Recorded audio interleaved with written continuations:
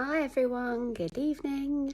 Something I realised that I haven't spoken about with any of you is another, it is an illness. It's a complication to my life basically.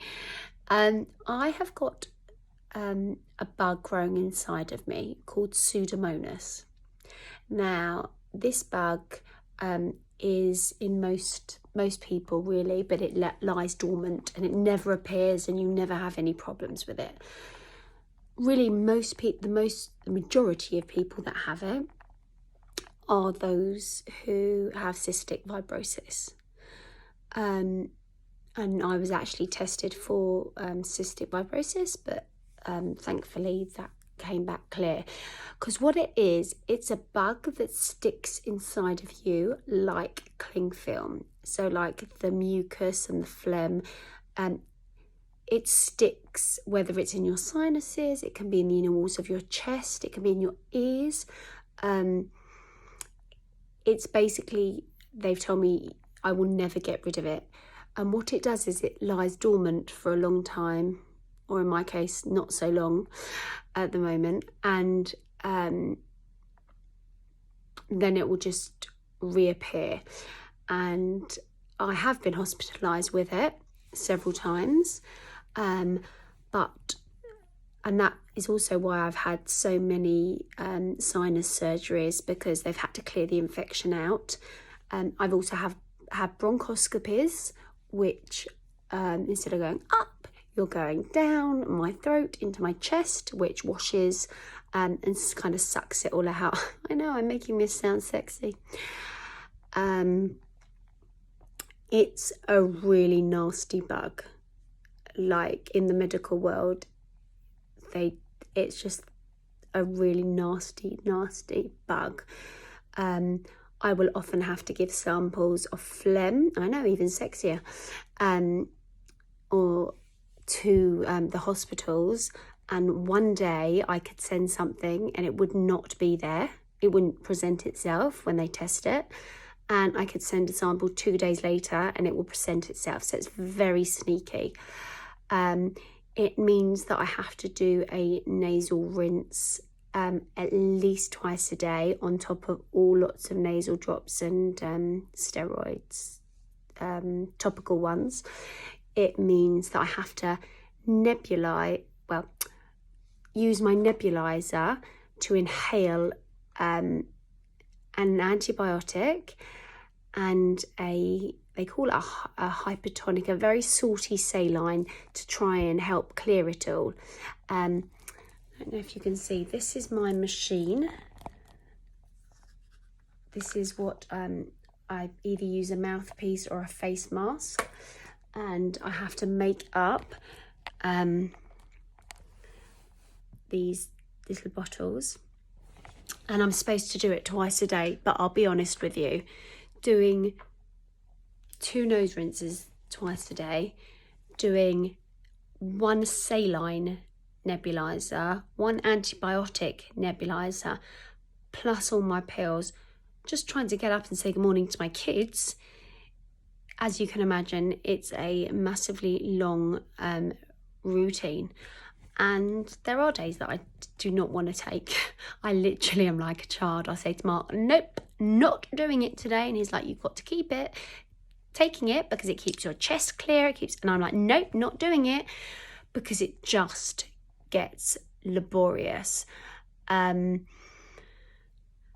the last 2 times I've had it has been during COVID, and because we've not been allowed in hospital, and obviously as I'm quite a complex person and I don't get the normal symptoms with it, like a really high temperature, terrible cough, I literally can just feel it either in my chest, or my chest just feels like productive, or I generally get a lot of face pain.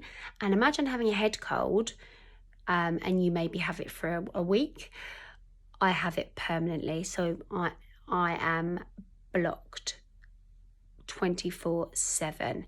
I've had so much surgery now. They've gone right into the cheekbones. They've gone right up by the eye.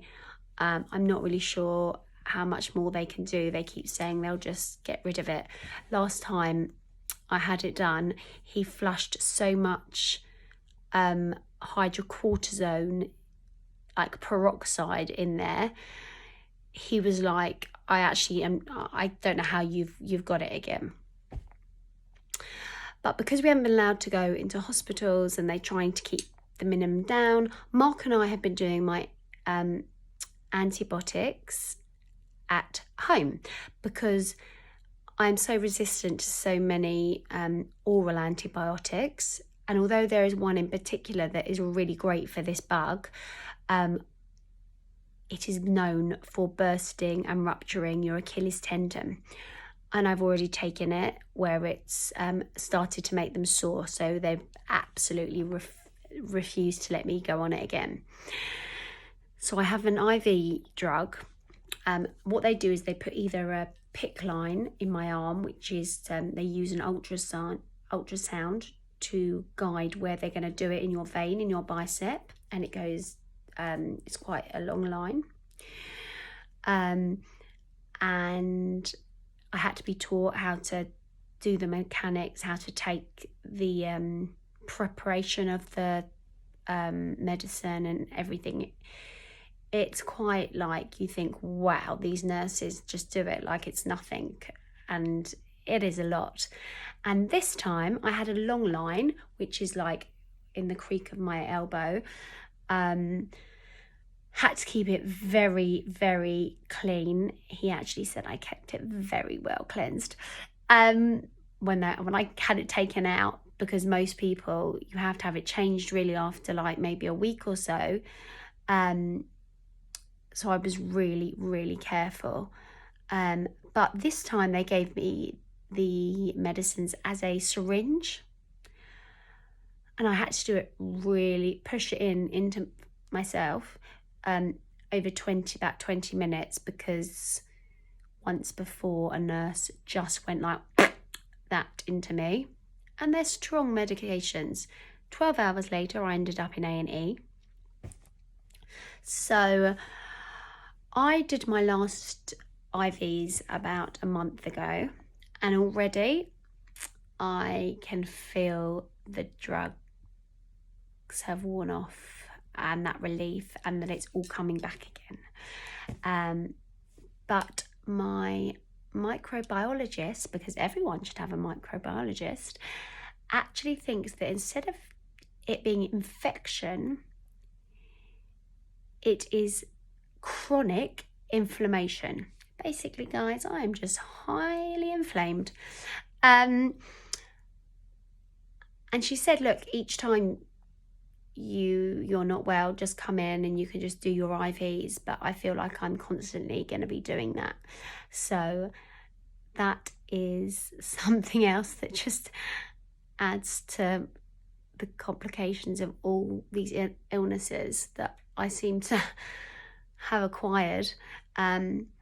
This one I have had, this problem I've had for quite a long time now. I'd say maybe about 6 years when they first found it in my lungs. And as you know from all the science lessons, it goes from your nose to your throat down to your lungs. So it kind of works both ways. Sometimes it'll be in my chest, sometimes it'll be in my sinuses. But it's a really nasty bug to have. And recently found out that actually a lot of people with vasculitis do have or have had this bug. So that was really interesting to see. But I just thought I would tell you something else, because not many people would know or hear about it. And it's just something else that I have to do. So I'm hoping just one day they will really find, and they'll have medical research to find a cure for it, because it is the bane of my life. Anyway, I hope you're all having a nice evening, and I'll speak to you soon. Bye.